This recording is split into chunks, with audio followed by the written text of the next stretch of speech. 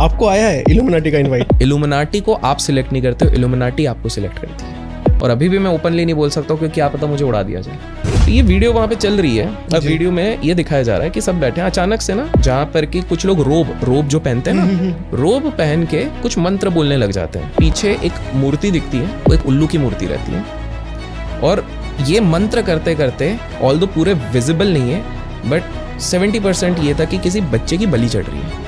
15 दिन के अंदर ये वीडियो हटा दी गई। अच्छा, डिलीट कर दी गई। डिलीट हो गई। उस वीडियो को किसी ने कॉपी बनाई थी, उसका चैनल उड़ गया। ओके। हाँ, तो अब वो इधर मैं बोलना नहीं चाहूँगा, हो सकता है इस पर भी स्ट्राइक मारा जा सकता है, इसलिए मैं वो बोल नहीं रहा हूँ। इस पूरी दुनिया को 13 फैमिलीज चलाती हैं, as simple as that. 13 blood lines उनको कहते हैं। रॉथस्चाइल्ड फैमिली जैसे बड़ी इंटरेस्टिंग है। उनकी फैमिली में पहले 5 लड़के 5 लड़कियाँ हुई। वो अपने सीक्रेट्स को इतना प्रिजर्व करना चाहते हैं कि रॉथस्चाइल्ड की फैमिली ने बोला कि हमारे घर की लड़कियाँ और लड़के बाहर ब्याह नहीं करेंगे, एक दूसरे से शादी कर लो। Biologically it is not right, but अपने घर पे शादी करी ताकि सीक्रेट अंदर ही रहे, ताकि बाहर का कोई एक बंदा भी सीक्रेट्स ना ले पाए। और हाइनेक ने एक स्टेटमेंट दिया पब्लिकली आके कि यूएस ऐसे एलियंस के साथ काम कर रहे हैं जो 32 लाइट ईयर्स दूर से आए हैं, लेकिन उन एलियंस के पास टेक्नोलॉजी ऐसी है कि वो 45 मिनट्स में अपने स्पेसशिप से इधर आ जाते हैं, चले जाते हैं। इंडिया का पहला यूएफओ एलियन को समर्पित एक मंदिर तमिलनाडु में आ चुका है। हम जिनको भगवान बोल रहे हैं वो एक्चुअली में एलियंस है, क्योंकि भगवान को भी बोलते हैं वो ऊपर से आते हैं, स्वर्ग से आते हैं, वो एलियंस हैं। और वो एलियन की मूर्ति वहाँ पे बनाई गई। एकदम जो ऊपर जिस तरह का फिगर बन रहा है वो धरती पे बन चुका है। लेकिन एक चीज़ और है, ये साइन इल्यूमिनाटी का भी है। और इल्यूमिनाटी का साइन US डॉलर पे भी है।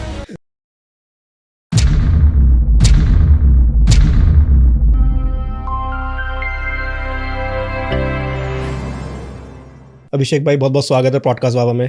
Thank you so much for inviting me over here. कैसा लग रहा है आपको? एकदम बढ़िया, एंड होपफुली लोगों पे अपन कुछ वैल्यू ऐड करके जाएंगे आज भी। बिल्कुल बिल्कुल। आपने इनवाइटिंग वर्ड बोला, उससे मेरे दिमाग में एकदम एक चीज़ क्लिक हुई। ओके। आपकी एक रील देख रहा था मैं, उसमें आपने बताया था कि इल्यूमिनाटी का इनवाइट आता है अगर जी, सो आपके घर के बाहर आके 2 उल्लू बैठ जाते हैं। तो मेरा क्वेश्चन सीधा है, आपको आया है इल्यूमिनाटी का इनवाइट? नहीं यार, मेरे को ऐसा आया तो नहीं है जी, बट क्या पता, हो सकता है आपके पॉडकास्ट के बाद आ जाए। That is a possibility. मुझे नहीं आया, बट हाँ, based on my research and all those things मेरे को समझ में आया कि काफ़ी बड़े बड़े लोग हैं जिनको ये सारी चीज़ें आती हैं। जैसे हाल फिलहाल में अगर आप देखोगे कुछ वीडियोस इंटरव्यूज़ में कुछ फेमस सिंगर्स ने ये चीज़ कन्फेस किया। For example Honey Singh. So Honey Singh ने पहले एक पॉडकास्ट में कन्फेस किया था कि जब वो एक अरब देश में थे उस समय पे he loves one sort of chicken, एक तरीके चिकन उनको बहुत पसंद है जी। एंड उसके बाद वो वाला डिश उस देश में अवेलेबल नहीं हो सकता, मतलब वो होता नहीं है। ओके। बट उनको एक अलग कमरे में बुलाया जाता है just to invite him to join the Illuminati and he's been offered the same chicken. So basically आपकी जो दिल की तमन्ना है वो पूरी की जाएगी, एंड ये करा गया। दूसरी चीज़, हनी सिंह ने हाल फिलहाल में एक और इंटरव्यू में ये चीज़ कही कि आप जाके मेरे पुराने गाने देखो, the party is getting hot, सारी चीज़ें। अगर आप नोटिस करोगे तो हनी सिंह ने अपने पीक के टाइम पे, जब उनकी बॉडी अच्छी थी, सब कुछ बढ़िया था, एक गाना डेडिकेट किया था जिसके लिरिक्स थे वीड पिला दे सजना। हाँ जी, ठीक है। और अगर उसकी पूरी वीडियोग्राफी देखेंगे तो पूरी कहानी शुरू होती है कि and this is devoted to screen पे लिखा था सैटर्न। जी, उसमें उनका कुछ वीडियो भी ऐसे था, इसमें उनकी रेड आईज वगैरह दिखाई थी और लास्ट में रूह निकाल के चले जाती है वो। सो पॉइंट इज उन्होंने यही कहा, और खुद को उन्होंने डिस किया है अभी हाल फिलहाल में लास्ट इंटरव्यू में कि यार ये मैं किस तरह के गाने लिख रहा था, देखो कितनी शैतानी चीज़ें हैं, वो इंसानी चीज़ें नहीं है। उन्होंने इस तरह से इन्फर किया था। तो मतलब उस टाइम पे वो जॉइन थे? Yes, and most likely he wants to leave, he has already left. अब सीन क्या होता है, इधर इनकमिंग आसान है, आउटगोइंग बड़ा डिफिकल्ट है। तो वो 9 ईयर्स का आउटगोइंग था, कैसे वो 9 ईयर्स का आउटगोइंग हो गया और अभी भी पता नहीं कब तक वो चल सकता है। सो द पॉइंट इज कि because that secret society doesn't want the things to actually go out, जो उनकी चीज़ें हैं उन्हीं के बीच में रहे, कोवर्टेड है। इस पर बिकॉज आपने छेड़ ही दिया तो मैं बताता हूँ, ये ऑलमोस्ट 1700 से चीज़ें चलती जा रही हैं पीक पे, जो पब्लिक लाइमलाइट पे आई। इससे पहले ये इतनी लाइमलाइट में नहीं। इल्यूमिनाटी का नाम, इल्यूमिनाटी जो नेम आया। हाँ, तो बेसिकली क्या था कि आज भी हर जुलाई में एक जगह है जहाँ पर 2000 लोग हर जुलाई को मिलते हैं सीक्रेटली। अब बोलोगे इतने सारे लोग सीक्रेटली कैसे मिल रहे हैं? क्योंकि they meet in a forest जो कि वेल गार्डेड रहता है। इस जगह का नाम है Bohemian groove. Okay. Bohemian groove. अब ये क्या है? सो बेसिकली क्या हुआ था 1700s में, काफ़ी सारे आर्टिस्ट थे, काफ़ी सारे म्यूजिशियन थे, काफ़ी सारे एडमिनिस्ट्रेटर्स थे। वो लोग बोलते थे कि यार हम पूरी दुनिया को संभालते हैं, एंटरटेन करते हैं, सब कुछ करते हैं, बट हमारी जब बारी आएगी, मतलब इसको इस तरह से समझो कि अगर शाहरुख खान बोले कि मैं तो पूरी दुनिया को एंटरटेन कर रहा हूँ, मुझे कौन करेगा? करेक्ट। चाहिए ना भाई, मैं तो पूरी दुनिया को कर रहा हूँ और सब मैं तो हाईएस्ट लेवल हूँ, तुम वर्क मुझे भी तो एंटरटेनमेंट चाहिए, तो कुछ होना चाहिए। चलो एक बार को आप इंडियंस को बोल दो कि चलो शाहरुख खान देखेगा टॉम क्रूज, एक बार को मान ले, टॉम क्रूज भी तो ये सोचेगा कि मुझे कौन करेगा? वो नीचे तो नहीं जाएगा, वो तो ऊपर ही देखेगा। तो at some point of time these people thought कि यार हमारे लिए तो एंटरटेनमेंट का कोई जरिया ही नहीं है। और ये आर्टिस्ट हो गए, ये एडमिनिस्ट्रेटर्स हो गए, बड़े बड़े पॉलिटिशियंस हो गए, इनके साथ एक और दुविधा क्या? Let's take an example. शारीरिक शौक सबके अलग हो सकते हैं। अब किसी एडमिनिस्ट्रेटर का शौक है कि भाई मैं बार में जाके बैठूं, नाउ बिकॉज वो उस पोस्ट पे है, उसको ये डर भी है कि मैं देख लेगा, किसी ने देख लिया, लीक कर दिया तो पूरा सत्ता पलट जाएगी। बिल्कुल। तो ऐसे में इन लोगों ने बोला कि भाई जो एक आज बोलते हैं ना हम एलीट क्लब बनते हैं, काफ़ी सारे क्लब्स बनते हैं, जैसे हमारे नोएडा, दिल्ली, गुड़गांव में भी काफ़ी सारे क्लब्स हैं कि आप एक एंट्री फी हर महीने के 15 लाख आप पे करते हो, you become a part of it. Racing clubs होते हैं, फरारी क्लब्स होते हैं, इस तरह से। तो उन्होंने बोला हम एक क्लब बनाते हैं और उस क्लब का उद्देश्य रहेगा कि हम लोग एक दूसरे को एंटरटेन करें। अब बोहेमियन ग्रोव का एक सबसे इंटरेस्टिंग ये चीज़ था, आज तक उसमें कोई भी लड़की या महिला अलाउड नहीं है। ओके। हाँ, क्योंकि इनका ये कहना था कि भाई हम इसको इतना ओपन रखना चाहते हैं लड़कों के साथ कि रोक टोक ही ना हो। फॉर एग्जाम्पल, अगर कोई सदस्य उस समय पे अच्छा कोई कैमरा वीडियो ये सब अलाउड नहीं होगा, आइडेंटिटी मतलब बिल्कुल सीक्रेट रखी जाएगी। हाँ बिल्कुल सीक्रेट। तो इट इज़ बीइंग सेड कि फॉर एग्जाम्पल मान लो दो नेता मिल रहे हैं, बातें करते करते एक जन को पेशाब भी आ गई, तो भाई तुम साइड में कर दो, लड़के ये क्या प्रॉब्लम है? अब लड़कियां होती हैं तो उसमें मान मर्यादा काफ़ी रखनी पड़ती है, अलग से जगह बनाओ, फिर इधर उधर जाओ, कॉन्वर्जेशन ब्रेक होगा, उनको अलग से ट्रीट करो। तो जो गाइस का वाइल्ड साइड है वो ओपन नहीं हो पाएगा। बिल्कुल करेक्ट। लड़के चाहे तो तुम नंगे जाके बैठ जाओ, क्योंकि तो सीक्रेट है, ना शूट हो रहा ना कुछ हो रहा, ऐसे ही बैठो। तो बेसिकली जितनी दारू पीनी पियो। अब दारू पी के सबसे ज़्यादा पॉलिटिशियन को डर क्या होगा, मैं किसी लड़की को मॉलेस्ट ना कर दूँ, उसका वीडियो ना बन जाए, यहाँ पर लड़की है ही नहीं तो वो वाला सीन ही नहीं हो सकता in most of the cases. तो इस तरह से पूरा पहले तो नॉर्मल गया, मजे मस्ती के लिए माहौल बनाया गया। फिर क्या हो गया 2000 ऑलमोस्ट 16-17 के आसपास इंटरनेट पे एक वीडियो अचानक से किसी से लीक हुई। उस वीडियो में दिखाया गया था कि कोई एक जंगल के अंदर का एरिया है, which was this only Bohemian Grove, and वहाँ पर कुछ बड़े लोग दिखी लग रहे थे, कुछ इन्फ्लुएंशियल लोग, पर पूरे पिक्चर क्लियर नहीं थी, शैडोज टाइप था, वीडियो था वो। और ये मैं 17-18 बोल रहा हूँ, ये प्री AI एरा में बोल रहा हूँ, मतलब AI इतना ज़्यादा प्रेवलेंट नहीं था, एक्टिव नहीं था, एडिटिंग इतना एक्टिव नहीं था। तो ये वीडियो वहाँ पे चल रही है। अब वीडियो में ये दिखाया जा रहा है कि सब बैठे हैं, अचानक से ना एक स्टेज है जहाँ पर कि कुछ लोग रोब जो पहनते हैं ना, रोब पहन के कुछ मंत्र बोलने लग जाते हैं, ठीक है। एंड चलो यहाँ तक भी ठीक है, एंटरटेनमेंट के लिए कुछ होगा, स्किट प्ले चल रहा है, ये चल रहा है, वो चल रहा है। बट अचानक से एक दिखता है, पीछे एक मूर्ति दिखती है, वो एक उल्लू की मूर्ति रहती है, और ये मंत्र करते करते, ऑल्दो पूरे विजिबल नहीं है, बट 70% ये था कि किसी बच्चे की बलि चढ़ रही है। तो ये चीज़ नॉर्मल नहीं थी कि एक जगह पर आप ये चीज़ें देख रहे हो, ओके, एंड बच्चे की बलि चढ़ रही है और सारे इन्फ्लुएंशियल लोग बैठे हुए हैं। So that made a lot of people wonder. ये अचानक से वायरल होने लग गया था, लोग शेयर करने लग गए थे, हो क्या रहा है और ये बड़े लोग क्या करते होंगे। बलि अब तो ये नेक्स्ट लेवल हो गया। इसलिए आप देखोगे इल्यूमिनाटी की जब भी बात होती है हमेशा बलि की बात होती है। अभी बीच में बियॉन्से की जब चर्चा हो रही थी, जे शॉन की चर्चा हो रही थी, बहुत सारे लोगों की, जेजी की चर्चा हो रही थी, तो उस समय पे PDD कर एक केस निकला था, तो उसमें भी कहा जा रहा था कि बच्चों की बलियां भी चढ़ती है, मोलेस्ट किया जाता है। मतलब PDD करके एक रैपर है, उसके घर पे जब पुलिस ने छापा मारा तो क्या मिला, 1000 Johnson and Johnson baby oil के डब्बे। अब भैया 45-50 साल का लड़का, उसके घर में ये बेबी ऑयल क्या कर रहे हैं। उसके लॉयर ने और अलग ही कमेंट दिया। उसके लॉयर से जब पूछा गया कि भाई ये क्यों है, तो बोले हमारे भाई साहब कभी भी शॉपिंग कॉम्प्लेक्स जाते तो बल्क में चीज़ें उठा लेते हैं। ये कोई बहाना था?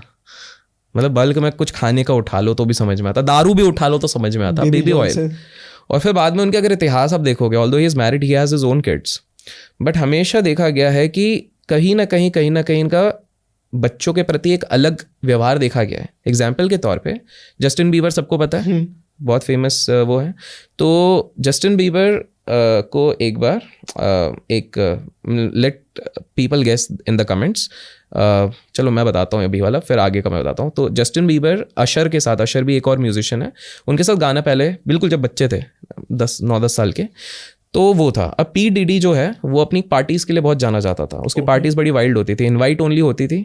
उसकी पार्टीज़ भी ऐसी थी 1000-2000 लोग आएंगे, पर वो ऐसे नहीं कि बस आप सेलिब्रिटी तो आ जाओगे. उसके लिए बहुत बहुत चीज़ें चाहिए, जुगाड़ चाहिए, ये चाहिए. आपके नॉर्मल एंट्री नहीं है. और कहा जाता था उधर आउटरेजियस सेक्स होता है. उस पार्टी में दिन भर सेक्स हो रहा है, ड्रग्स हो रहे हैं. ऐसे ड्रग्स दिए जा रहे हैं कि आप 12-12 घंटे तक सेक्स कर रहे हो वहाँ पे. ऐसी चीज़ें हो रही हैं. लड़कियों को मॉलेस्ट किया जा रहा है. सारी चीज़ें हो रही हैं.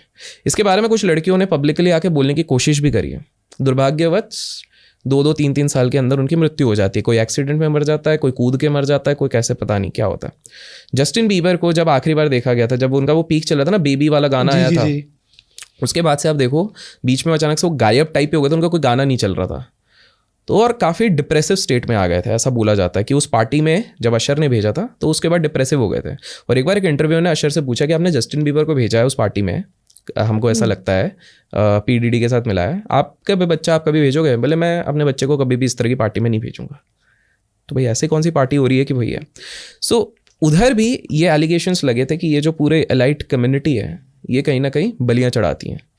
So again coming to the Bohemian Grove ji, तो वहाँ पर पहला सस्पेक्ट हुआ कि may be there are things beyond our practical knowledge जो कुछ बड़े लोग करते हैं. देखो लॉजिकली सोचो तो बड़े इंसान, कभी भी किसी भी बड़े इंसान के, बिलियनर का आप इंटरव्यू देखो, उससे कोई भी इंटरव्यू पूछेगा आपका सक्सेस का राज क्या है, बोले मैं 15 घंटे काम करता हूँ. आपको क्या लगता है आम आदमी में कोई 15 घंटे काम नहीं करता होगा? बहुत लोग करते हैं. 15 के 18 घंटे काम करते हैं.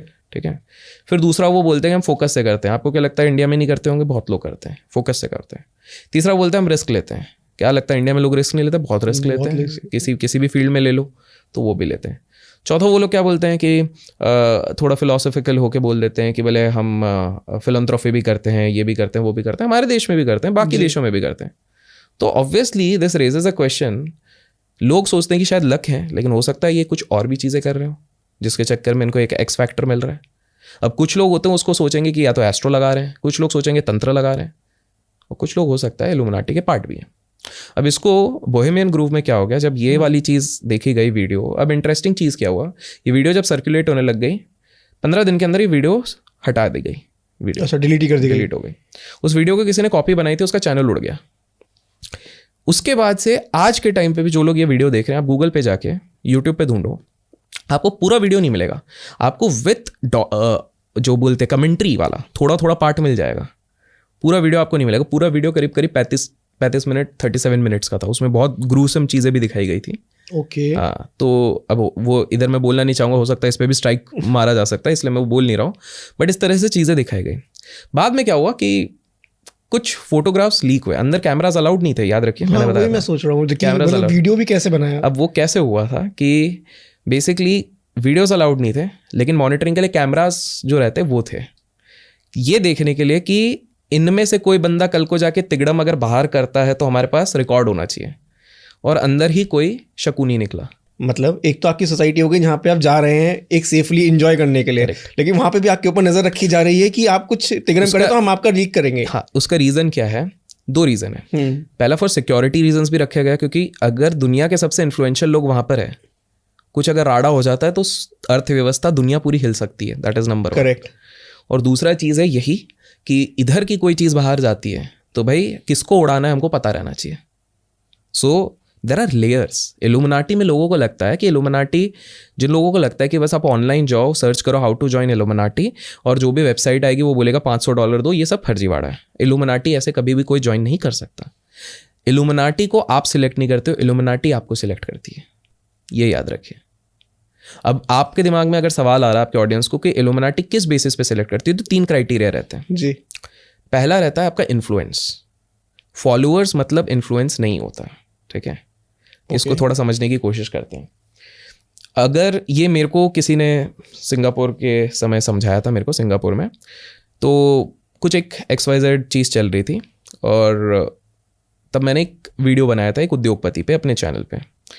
लॉन्ग फॉर्म वीडियो था 15 मिनट का. अब वो डिलीट करना पड़ा मेरे को, बट वो 15 मिनट का वीडियो मेरे ऑफ टाइम पे, मैं यूजुअली दोपहर 3, 4, 5 के बीच में डालता था, वो मैंने डाला था रात के 11 बजे. ओके, कौन से ईयर की बात है ये? 2021 21 की? 21 हाँ, लॉकडाउन के थोड़ा मतलब थोड़ा खुलना शुरू हाँ हुआ जी, था हाँ जी। वैसा। वो वीडियो उस समय पे लॉन्ग फॉर्म था, वो I think with in I would say 30 minutes 35 minutes almost 250 के 300 के चले गया था, जो कि बहुत तेज़ी से लॉन्ग फॉर्म, बहुत सीरियसली? यस हाँ। तो उसी चक्कर में थोड़ा सा कुछ हुआ, मेरी बात हुई। एक्चुअली मेरा एक फ्रेंड है, वो मेरे को कभी भी रात को कभी फ़ोन वोन नहीं करता, उसका आया, मतलब इन द लाइफ टाइम वो कभी उस टाइम पे मेरे को कॉल नहीं किया। मैंने इसलिए उठाया कि भाई इमरजेंसी हो सकती है, भाई को कुछ ज़रूरत है, तो मैंने उठाया। तो फिर द वेरी फर्स्ट उसने व्हाट्सएप कॉल किया था पहले, फिर उसने मेरे को बोला एक ऐप बताई, बोले इस ऐप पे आ। मैंने बोला ये कौन सी नई चीज़ है? तो मैंने ठीक है कुछ होगा। तो मेरे को तब, मैं देखो टेक्निकली इतना साउंड नहीं हो, मेरे को बाद में समझ में आया कुछ VPN करके, और उससे कुछ ऐसा होता है जिससे कि कुछ भी ट्रैक की और भी कुछ हाईली स्पेशलाइज चीज़ होती है। तो मैंने बोला ठीक है, उसने कुछ ID पासवर्ड भी दिया, कुछ लेके रखा होगा उनने। फिर बोला यार देख प्यार से बात करना, कोई बात करना चाहते हैं। मैंने बोला ठीक है। सो सिंगापुर से फ़ोन था।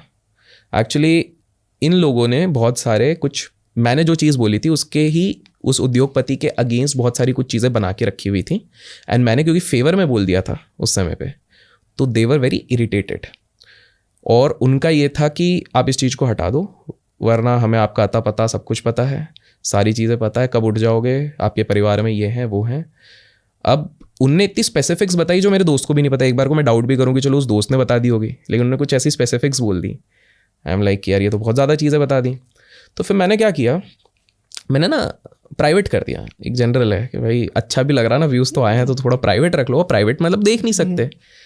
अगले दिन फिर बोले इसने डिलीट नहीं किया, अब तो देखो। मैंने बोला अरे प्राइवेट कर दिया, नोबडी कैन सी, हो गया।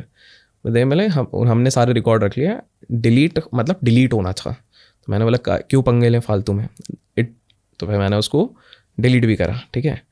अब द थिंग इज, उसके 4 दिन बाद, ये जो पूरे सारे लोग मिले हुए थे, 4 दिन बाद कुछ न्यूज़ में आया, जिससे मेरे को क्लियर हुआ कि ये संस्था कितना बड़ा गेम खेलती है। मतलब न्यूज़, मतलब छोटे मोटे न्यूज़ में नहीं, वॉल स्ट्रीट जर्नल और इस तरफ से बड़े बड़े न्यूज़ में कुछ कुछ आया उसके बाद।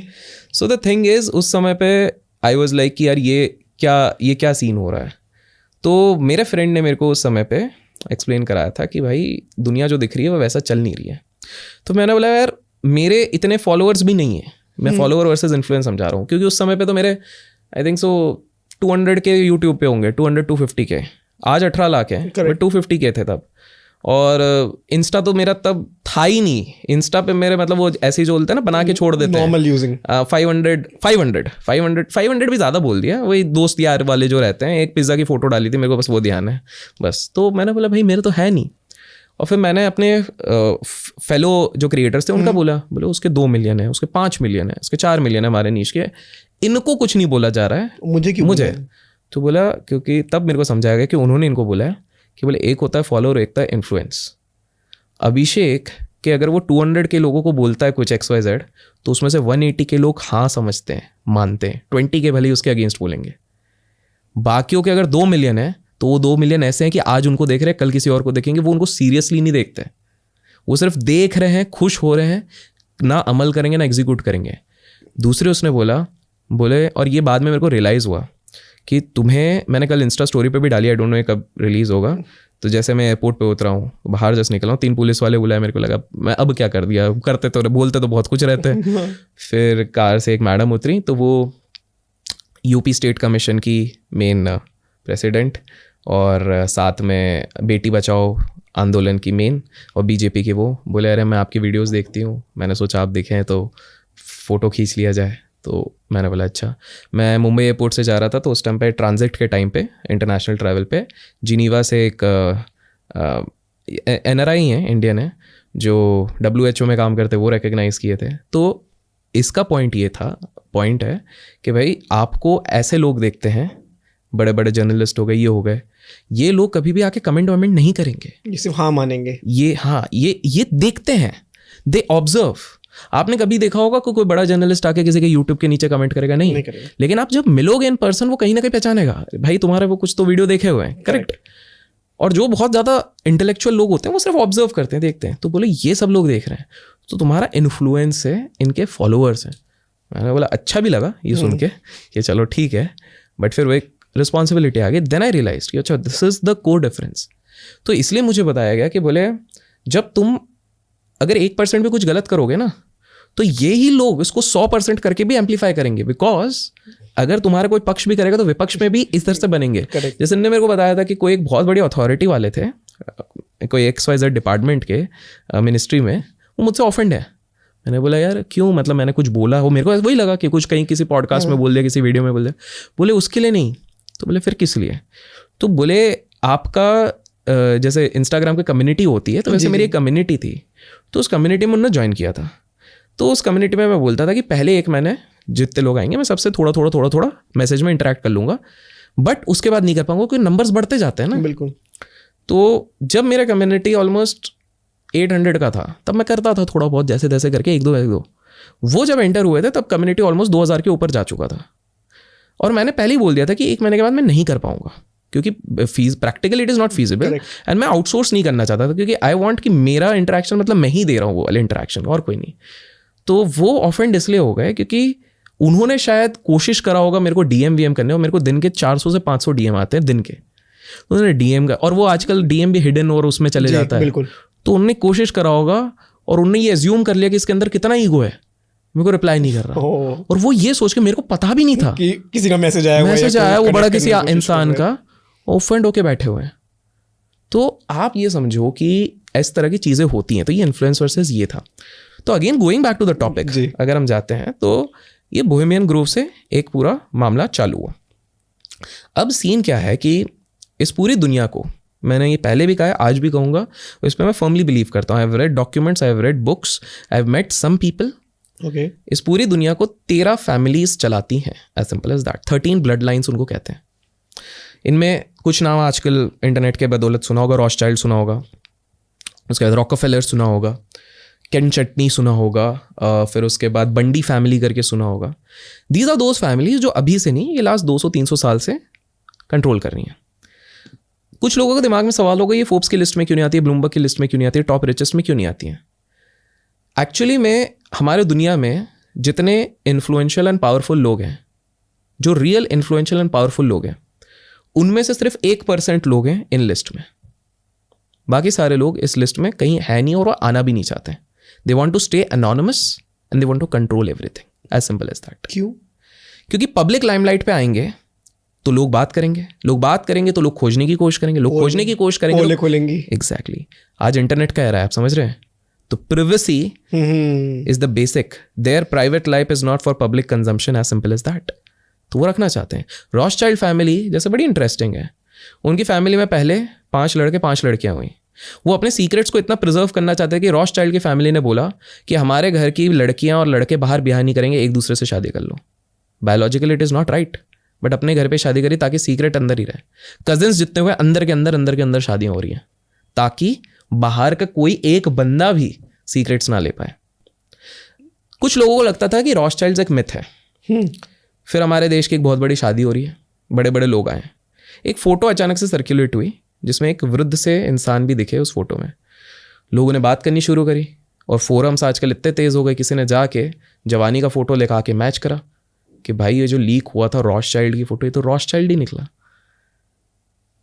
तो आप देखो ये इतना कोइंसिडेंस कैसे हो रहा है कि हमारे देश के सबसे रईस इंसान की शादी में एक रॉथस्चाइल्ड वहाँ पर मौजूद है.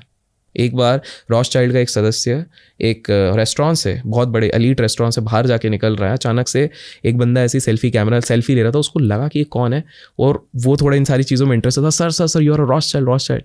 जैसे तैसे करके उसने अवॉइड करने की कोशिश करी, लेकिन उसने कैप्चर करके यूट्यूब पर डाल दिया था. आई थिंक वो कहीं ना कहीं अवेलेबल होगा. सो समय समय पर इस तरह के अंश बहुत बार सामने आए हैं. एलीट क्लास जैसे आप बता रहे हैं 13 फैमिलीज जो कंट्रोल कर रही है, तो कैसे कंट्रोल कर रही है? मतलब सिंपल सा है. आप एक बात बताइए, इसका एक बहुत बढ़िया एक पहले किस्सा बताता हूँ, आप सोच के ब्लोन अप हो जाओगे. ये मैंने शायद कहीं नहीं बोला होगा, वैसे तो बहुत सारी चीज़ें मैं ऐसी बोलता हूँ जो कहीं नहीं बोली रहती है. तभी तो आपकी ऑडियंस जो है वो इन्फ्लुएंस वाला जो आपने बताया वो नहीं. और कोशिश यही रहेगी कि अगर आज का भी लोगों को पसंद आता है, दे write part 2 in the comments and like करते हैं, तो हम कोशिश करेंगे अगले वाले में और इंटेंस भी करने की कोशिश करें और डेप्थ में भी चले जाएं इन चीज़ों के. तो बहुत एक, और ये रियल किस्सा है, अब आपको जान के हैरान होगा. दिस इज़ US का है. ऑलमोस्ट 60-70 साल पहले क्या होगा। सो क्या हो गया कि एक लड़की है, वो लड़की जाती है पास के सुपरमार्ट में, छोटे वाले सुपरमार्ट, हल्का ग्रोसरी समझ लो, तो उसमें जाती है। अब यूएस तो हमसे पहले से स्ट्रक्चर्ड है ज़्यादा, है ना, कि इधर ये कंपार्टमेंट में ये रखा रहता है, ये भले ही छोटा वो रहता है। तो वो क्या नोटिस करती है कि जहाँ से वो हर बार एप्पल बनाना लेने जाती है, वहाँ पर इस बार बेबी फूड रखा है, ठीक है, इंस्टेड ऑफ एप्पल और ये। तो उसने बोला हो सकता है कुछ स्ट्रक्चर चेंज किया होगा। थोड़ा उसको हैरानी ज़रूर होती है कि 2 साल से मैं इधर आ रही हूँ, कभी भी स्ट्रक्चर चेंज नहीं हुआ, बट हुआ होगा कुछ उनका। बोले ठीक है, वो लेके जाती है। हफ्ते भर वो आती है तो अचानक से उसको उसी जगह पे पोस्टर्स लगे हुए दिखते हैं with pregnancy kit, 40% off on your if you are a pregnant lady, ऐसा करके। ठीक है, उसको कोई इशू नहीं। उसके अगले हफ्ते बाद आती है तो जब वो चेकआउट करती है, मतलब पैसा देके जाती है, तो सामने वाला उसको डिस्काउंट कूपन्स देता है कि you for the next 1 year you will get 50% of on baby food. अब ना अभी तक इसमें शॉकिंग का इतना कुछ होना नहीं था, पर वो शॉक होती है। पता है क्यों? क्योंकि उन्होंने किसी को भी, अपने फैमिली मेम्बर्स को भी नहीं बताया था एक्सेप्ट हस्बैंड एंड वाइफ, जो लड़की के हस्बैंड है, कि उन्होंने एक प्रेगनेंसी किट इस दुकान से ली थी and she was actually pregnant. ठीक है, बस। बट अभी ख़त्म नहीं हुआ है। सो सीन क्या हो गया कि इनके साथ इतना क्यों करा जा रहा है कि दुकान का स्ट्रक्चर बदल रहा है, ये बदल रहा है, सब कुछ बदल रहा है। ये जो मैडम थी, इनके हस्बैंड उस समय के सबसे बड़े कॉरपोरेट क्रिमिनल लॉयर थे, ठीक है, और वो एक केस लड़ रहे थे एक बड़े उद्योगपति के अगेंस्ट में, जो उन्हें पब्लिक नहीं किया था। वो केस पूरा बन चुका था अबाउट अ बिग उद्योगपति जो सीक्रेटली रहते हैं, लेकिन वो बहुत ज़्यादा रेप कर चुके हैं, मोलेस्टेशन कर चुके हैं, आर्म्स का, आर्नामेंट्स का काम करते हैं। और उनका केस इतना सॉलिड बन गया था कि भाई कोर्ट वोट छोड़ो, इनको जेल और फांसी सब कुछ हो सकती थी सामने वाले को।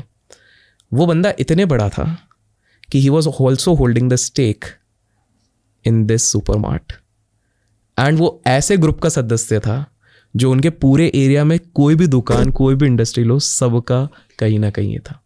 It was a subtle warning कि बेटा तुम्हारा बच्चा जो आ रहा है वो बचेगा नहीं। 3 महीने बाद पता लगता है केस वापस ले लिया गया है।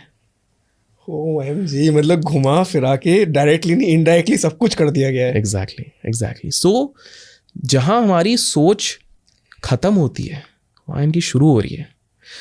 मतलब इस तरह से आप जब देखने जाओगे किस प्रकार से हुआ है। एंड माइकल जैक्सन का, चलिए मैं एक इंसिडेंट बताता हूँ। माइकल जैक्सन भी बड़ा स्मार्ट था। माइकल जैक्सन जब वो इंडस्ट्री में आए, एक ऐसा बंदा था एकमात्र जो अपने पोटेंशियल से पूरी तरीके से ऊपर जा रहा था। बिल्कुल। कुछ लोग बोलते हैं he was a part of Illuminati. I don't agree. ठीक है, okay. he might have done a few things but he was not a part of Illuminati. Michael Jackson जब इंडस्ट्री में ज़्यादा बढ़ने लग गया तो उसके फॉलोअर्स से ज़्यादा इन्फ्लुएंस होने लग गए। अब इन्फ्लुएंस मतलब खतरा हो जाता है। करेक्ट। तो पहला उसका चीज़ ये हुआ, जाने अनजाने में एमिनेम जो और एक रैपर है, उसने इसके लिए एक क्या बोलते हैं वो रैपर लोग क्या करते हैं, नहीं ट्रिब्यूट नहीं, उल्टा क्या करते हैं, एक दूसरे को डिस, वो ट्रेंड में चलता है, तो डिस कर दिया। अब एमिनेम तो करता ही रहता है थोड़ा, और वो स्टाइल से करता है, बट एमिनेम ने पंगा भी लिया माइकल जैक्सन से भाई उस टाइम पे बिल्कुल। और माइकल जैक्सन पुराना, ये तो नया नया आ रहा था उस टाइम पे। तो माइकल जैक्सन ने कोई रिस्पॉन्ड नहीं किया। मीडिया ने पूछा ये वो, कुछ नहीं, वो अपने कॉन्सर्ट्स कर रहा है, सब कर रहा है, गाने डाल रहा है ऐसा। 2 साल बाद एमिनेम थोड़ा हैरान हो जाता है। बोले क्यों? क्योंकि उसको तो रॉयल्टी मिल रही है उसके गाने की, लेकिन 50% माइकल जैक्सन को मिल रही है। क्यों? क्योंकि माइकल जैक्सन ने वो सारे लेबल ओन कर लिए जो एमिनेम के गाने निकालते थे। तब एमिनेम का खुद का लेबल नहीं था। तो उसने बोला बेटा ठीक है तू काम कर, मैं कमाता हूँ। इससे बेटर स्वीट रिवेंज क्या हो सकता है? कुछ भी नहीं हो सकता। जब माइकल जैक्सन को ये ट्रिक सही लगी, इसने अगले बार वापस यूज़ किया। कब? सीधे सोनी के ऊपर, सोनी कंपनी। सीन क्या हो गया था कि माइकल जैक्सन को सस्पेक्ट होने लग गया था कि सोनी कंपनी शायद कुछ बड़े कार्टेल का हिस्सा है, उसका उस समय का ओनर। ओके। हाँ, उसको सेकेंड क्लैरिफिकेशन कब आया? जब प्राइवेट में एक बार उस समय के जो कंपनी का मालिक था वो माइकल जैक्सन को मिलते हैं और उसकी बीवी बोलती है कि ये हैवान है। एंड हैवान नॉट इन टर्म्स ऑफ कि मेरे को मॉलेस्ट या रेप और ये कर रहा है, ये हैवान है, ये क्या क्या कर रहा है आप समझ नहीं सकते। Michael Jackson had some hint. तो माइकल जैक्सन क्या करता है कि बोले किसी को तो रेस करना पड़ेगा वॉइस, एंड मैं पब्लिक में लाता हूँ। फिर माइकल जैक्सन कुछ गाने लिखने शुरू करते हैं, they really don't care about us, याद है? एक बहुत फेमस गाना है, ना ना ना ना ना ना ना ना ना ना ना ना ना। और उसके बाद वो डार्क साइड को दिखाने के लिए उसके बाद पहले जो भी है, आई एम बैड, इस तरह के काफ़ी सारे गाने लिखते हैं। संगीतकारों के एक बहुत बड़ी भूमिका रहती है चीज़ों को एक्सपोज करने की, वो अपने संगीत के थ्रू बहुत चीज़ें बोल देते बहुत सारे जो समझ जाए वो समझ जाता है। जे कोल ने भी एक गाना है, लोग कमेंट्स में गेस करेंगे, तो उसमें बियॉन्से के बारे में जिक्र कर दिया था। सो अब क्या हो गया कि अब पंगा हो गया, तो अब लीगल बैटल्स शुरू हो गए थे। अब माइकल जैक्सन के पास क्या था? इन्फ्लुएंस था, नॉट फॉलोअर्स, तो सपोर्ट इधर ज़्यादा मिलने लग गया। Long story short, Michael Jackson के करीब में उस समय पे जब उनकी मृत्यु हुई, दो ही लोग थे मेन जो हमेशा साथ में, एक उनका पर्सनल डॉक्टर, प्राइवेट डॉक्टर, बड़े लोगों के रहते हैं, न्यूट्रिशनिस्ट रहता है, सब रहता है, क्योंकि वो हमेशा, माइकल जैक्सन को सोने की बीमारी थी, वो सो नहीं पाते थे, ऑब्वियसली स्ट्रेसफुल लाइफ है, भागा दौड़ी, इंसोम्निया। और क्या होता है, आप जब फेम इतना बड़ा होता है, आपकी रिस्पॉन्सिबिलिटी और लोगों की एक्सपेक्टेशन इतनी रहती है, आप नहीं कर पाते हो, आप 3-4 घंटे ही सो पाओगे, and that is a sacrifice which people are ready to do. आपको फेम भी चाहिए और आप बोलोगे कि मैं 10 घंटे सो, नहीं हो पाएगा। टेस्ला भी 3-4 घंटे ही सोते थे, जिनने इलेक्ट्रिसिटी वाली बात करी, इनका भी ये सेम थे। तो इनके जो डॉक्टर थे वो उनको एक ड्रिप चढ़ाते थे हर दिन फॉर स्लीप, कि भाई 4 घंटे अगर साउंड स्लीप भी हो गई, आपकी डीप स्लीप जो रेम स्लीप बोलते हैं, तो आप एक्टिवली काम कर सकते हो इस तरह से, ठीक है। तो एक वो उनके सबसे करीब थे, क्योंकि वही उनको दवाई दे रहे हैं, वही उनको सारी चीज़ें दे रहे हैं, ठीक है। और दूसरी चीज़ जो उनके सबसे निकट थे, वो थे जो उनके अकाउंट्स और ये अकाउंट्स और मैनेजर जो देखते थे। इंटरेस्टिंगली इनकी मृत्यु हुई, क्यों बोला कि ड्रग ओवरडोज हो गया उस समय पे, ठीक है। उस समय पे जब इनकी मृत्यु हुई थी ना, उसके कुछ समय पहले तक ये जो डॉक्टर था वो कर्जे में था, उनने अपने आलिशान लाइफ के लिए कर्जे लिए होंगे। सस्पेक्ट बने, उनको बुलाया गया कोर्ट में, लेकिन उनको बरी भी कर दिया 2 साल बाद। सबसे बड़े सस्पेक्ट वही थे, उनको बरी भी कर दिया। उनके पास उतना कर्जा था कि उनकी सैलरी से लगा लो तो एटलीस्ट 15-20 साल लगता, भले ही जो माइकल जैक्सन पे करता तो उससे भी 15-20 साल लग जाते निकलने में, लेकिन 2 साल में इनका कर्जा निकल गया माइकल जैक्सन के जाते ही। और ऐसा भी नहीं कि उनको बहुत बड़े क्लाइंट्स मिल गए या समथिंग, ऐसा कुछ नहीं था, ठीक है। और दूसरी चीज़ ये हो गई कि जो इनका अकाउंट मैनेजमेंट था, अचानक से दिखता है कि माइकल जैक्सन के जो अकाउंट्स हैं उसमें से भी थोड़े अमाउंट्स इधर उधर हो चुके हैं। The thing I am trying to say is कि there is a high possibility कि बहुत बड़ी कॉन्स्पिरेसी करी गई थी। ऐसा कहा जाता है कि माइकल जैक्सन तो जिंदा भी हो सकते हैं, क्योंकि उनको ये चीज़ें पता लग गई थी। इसलिए आप देखोगे डेव करके एक बंदा था, वो स्क्रीन पे आया था, जिसका मुंह थोड़ा जला हुआ देखा था। मैं आने ही वाला था उसमें। जी। तो उस हिसाब से हमें तो यही लगता है कि माइकल जैक्सन ही, क्योंकि उसमें क्या होगा कि उनके माइकल जैक्सन के फैंस बैठे हुए थे और उन्होंने जब बोलना शुरू किया, वो फैन से बेटर और कोई जान नहीं सकता, लिपसिंग स्टाइल, तो माइकल जैक्सन ही है। करेक्ट। सो पॉसिबिलिटी है कि माइकल जैक्सन को पता था कि मैं निपटने वाला हूँ, तो डिस्गाइज में रहना ज़्यादा समझदारी है। लेकिन निपटने किससे वाला हूँ, ये भी तो एक क्वेश्चन है ना फिर। अब ये क्वेश्चन यही तो है कि सो देयर आर, वही है कि क्रक्स ये है कि ऐसी सोसाइटीज़ हैं, ऐसी ग्रुप्स हैं जो कुछ, आपको पता है ऐसा माना जाता है कि पूरी दुनिया से कैंसर कब का ख़त्म हो सकता था। ये सुना है मैंने थ्योरी थोड़ा कि, लेकिन उस दवाई को आने नहीं दिया जाता है बाहर। सिंपल सी बात है यार, आपको पता है जो कैंसर की दवाइयाँ होती है, जो डायबिटीज़ की दवाइयाँ होती है, जो हार्ट की दवाइयाँ होती हैं, सबको मिला दो तो एटलीस्ट 15-20 ट्रिलियन डॉलर का टोटल एम्पायर 10 साल में बनता है। 10 साल में अगर 20 ट्रिलियन डॉलर की हमारा बिजनेस है अक्रॉस द ग्लोब, तो उसको मैं ख़राब करने क्यों दूंगा। सबसे ज़्यादा वायरसेस कंप्यूटर के एंटीवायरस कंपनीज बनाती हैं। Totally agree. हाँ, तो वायरस बनाती है, खुद ही उसका सोल्यूशन देती हैं। सिंपल सी बात है ना। आप खुद सोचो, इसको दूसरे एंगल से देखो। अमन चाहिए, शांति चाहिए पूरी दुनिया में, लेकिन आप देखो लास्ट 5 साल से युद्ध पे युद्ध हो जा रहा है। मैं इधर आज आपके पॉडकास्ट में गारंटीड बता रहा हूँ, आप देख लेना जितने लोग हैं, कमेंट्स तब आके भी देखेंगे, तो 2025 में वी आर हेडिंग टुवर्ड 2025 जब हम शूट कर रहे हैं, 2025 में और भी अलग अलग टाइप के वॉर्स और कंट्रीज इंक्लूड हो सकती हैं, होंगी 25-26 के अंदर फॉर गारंटीड हो रही हैं, और कहीं कहीं चीज़ें एक्सकलेट होंगी। ये मैं आज कॉन्फिडेंट। तो ये जो एस्केलेशन होगा ये भी उन 13 फैमिलीज के थ्रू ही होगा। देखिए घूम फिर के होता है। आप देखो यूएस की बात करते हैं, यूएस की अगर बात करें तो यूएस का सबसे ज़्यादा पैसा किस चीज़ से आता है पता है? ना फार्मा से आता है, ना रियल एस्टेट से आता है, वो डिफेंस से आता है। ओके। Missiles, guns, submarines. अब एक बात बताइए, अगर सबसे ज़्यादा पैसा उधर से आ रहा है, पूरी दुनिया में अमन शांति हो जाएगी, तो कौन लेगा ये सारी चीज़ें? तो क्या करना है, थोड़ा सा इक्का दुक्का पाकिस्तान को दे दो, इक्का दुक्का इराक ईरान को दे दो, थोड़ा इधर तालिबान को दे दो, लड़ो और खुद चुपचाप बैठ जाओ, खुद छुप जाओ, खुद बोल दो बोले हाँ हम उनको रोक लेंगे, हम रोक लेंगे, ये कर लेंगे। Actually there is something called deep state. इसको मैं थोड़ा समझाता हूँ। इल्यूमिनाटी का एक नीचे लेयर्स काफ़ी हैं, ठीक है। 13 फैमिलीज हो गई जो मेन हो गई। उसके बाद कंपनीज आती हैं, 5 कंपनीज होती हैं जो मेजरली पूरी दुनिया में सबसे ज़्यादा तवज्जो रखती हैं।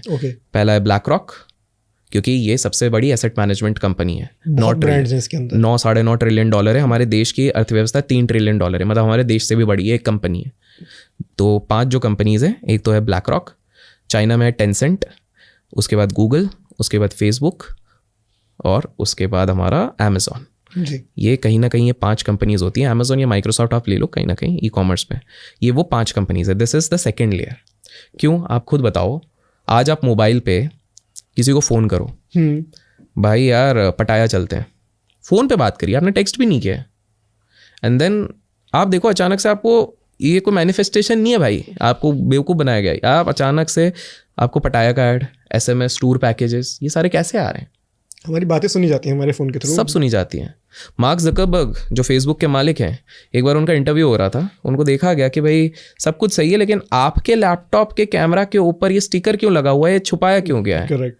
तो उन्होंने बोला कि भाई साहब, मेरा कंप्यूटर बंद भी होगा ना तो भी देयर इज़ अ पॉसिबिलिटी कि ये सारी चीज़ें लीक हो जाती हैं। और सबसे ज़्यादा लोग अपने लैपटॉप रखते हैं अपने बेडरूम्स में, एंड वहाँ ही से you never know how your private information and private things are getting leaked. इसलिए पहला चीज़ तो ये है कि अपने लैपटॉप को अपने प्राइवेट एरियाज में, स्पेसेस में मत रखो, keep it in the corporate areas. और रख भी रहे हो तो keep a sticker on the web cam. आपको लग रहा है बंद है, but you don't know how things are actually working in this entire world. Dark web बहुत बड़ा है क्योंकि एग्जैक्टली। सो वही है कि ये सारी चीज़ें हैं। तो again going to the point which we are talking about कि इतनी सारी फैमिलीज है, इतनी सारी चीज़ें हैं। सो 5 ये कंपनीज हो गई, 13 फैमिलीज हो गई। उसके बाद नीचे के लेयर पे आता है डीप स्टेट। मैंने इतने डिटेल में कहीं बताया नहीं, आपके पॉडकास्ट में पहली बार बता रहा हूँ, तो लोगों को पसंद आए तो लाइक ज़रूर कीजिएगा। तो डीप स्टेट क्या होता है? अब एक बात बताइए, अभी बीच में US के इलेक्शन हुए जी, हर कोई बोला था जो बाइडन या कमला हैरिस या डोनाल्ड ट्रम्प, कौन अच्छा है ऐसा करके। आप सच बताओ, US को सुपर पावर बोलते हैं, करेक्ट? आपको सही में लगता है ये जो बाइडन, कमला हैरिस ये इतने स्ट्रांग हैं कि इनके चक्कर में पूरी दुनिया चल रही है? नहीं लगता, करेक्ट? कुछ और ही है पावर, बिल्कुल करेक्ट।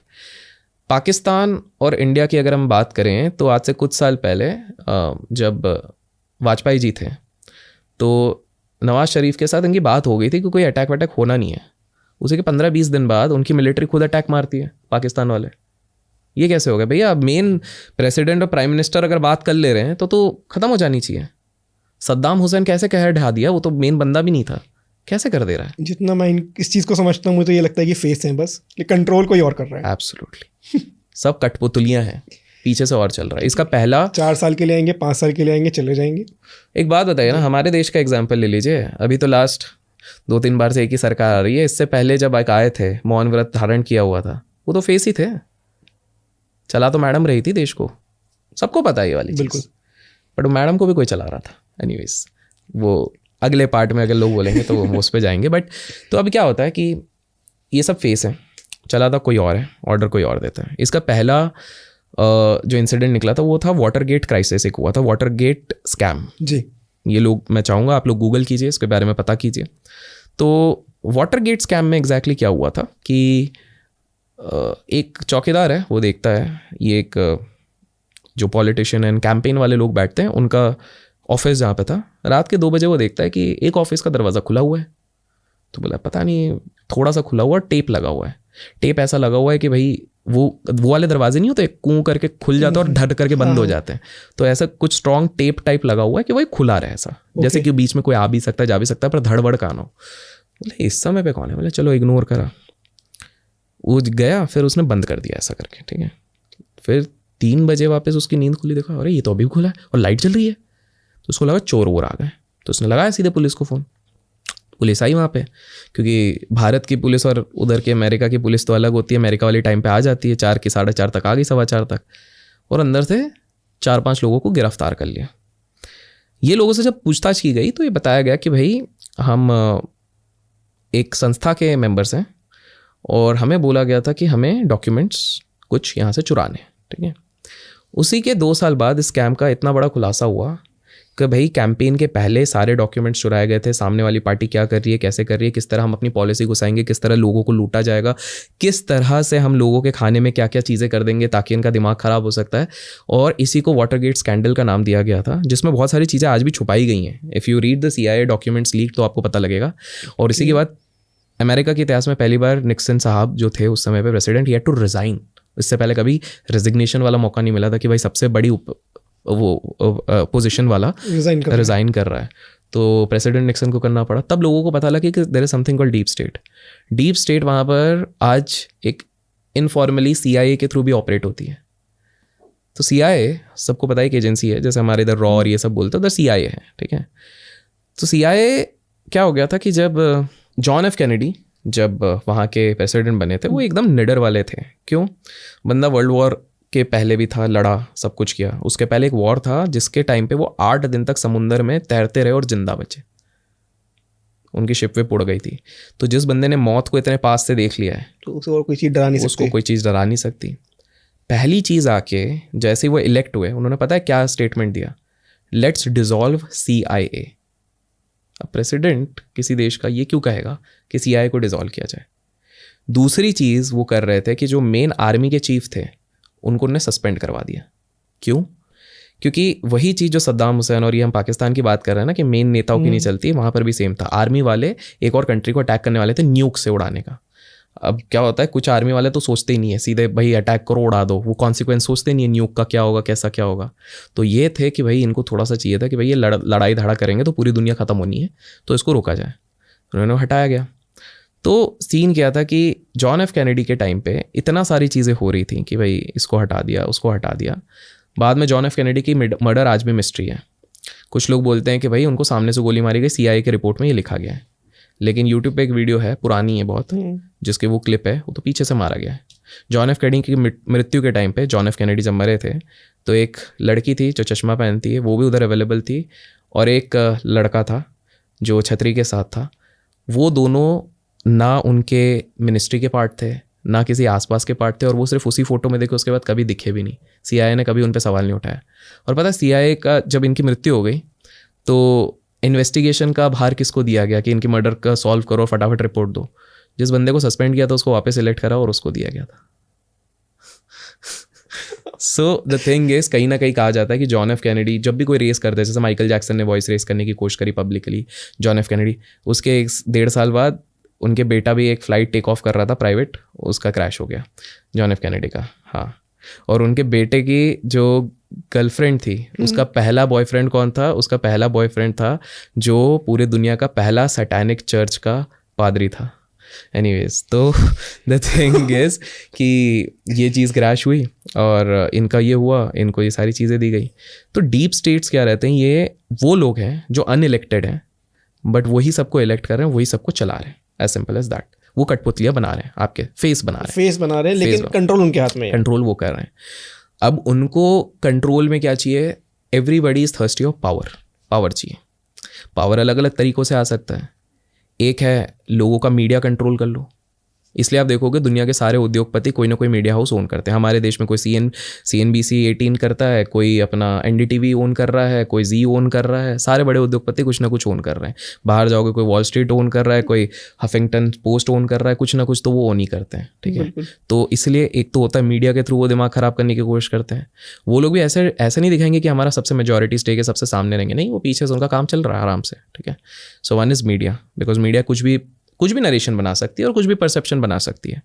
तो बड़ा इंसान एक तो मीडिया को कंट्रोल करता है, दूसरा आपका डेली कंजम्पशन। आज के टाइम पे डेली कंजम्पशन है social media, correct.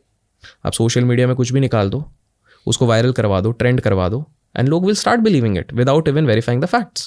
That's the reality. आपको पता है ये वाली चीज़, है ना। अगर मैं बोल दूं कि मैंने गाय को उड़ते हुए देखा है और वो ट्विटर पे अगर ट्रेंड हो गया और 100 लोगों ने भी ऐसे ही कर दिया और फोटो AI डीप फेक करके कर दी, तो बोलेंगे बोले हाँ गाय उड़ गई, ये वीडियो तो उड़ रही है।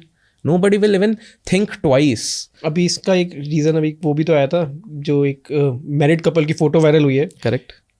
AI डीप फेक से बनाई है कि Absolutely. वो बिकनी में मंडप में बैठी हुई है काइंड हाँ वो ब्राजील वाली नहीं बनारसी बिकनी में मतलब जो आप हुआ खुद है। सोचो कि ये सारी चीज़ें तो they control media, they control what you are consuming. इसलिए आपको पता है बिल गेट्स आज सॉफ्टवेयर से ज़्यादा बड़ा ओनर वर्ल्ड में रियल एस्टेट का हो चुका है। क्यों? बिकॉज उसने सीधे बोला कि सीधे फूड साइकिल में घुसते हैं ना, क्योंकि एट द एंड लोग तो पहले खाना खाएंगे ना, उसके बाद सारी चीज़ें होंगी। He is working on GMO, genetically modified organisms. Basically वो ऐसी चीज़ें आपके फूड चेन में डालना चाहता है जो घूम फिर के आपको डिपेंडेंट बना देंगी उनकी इन्वेस्टेड कंपनीज़ पे। उन्होंने काफ़ी फार्मा कंपनीज़ में इन्वेस्ट किया हुआ है, उन्होंने काफ़ी दूसरी वैक्सीन बेस्ड कंपनीज़ में इन्वेस्ट किया हुआ है। आप उसके डिपेंडेंट हो जाओगे। तो आप सोचो कहाँ से कहाँ तक सोचा जा रहा है।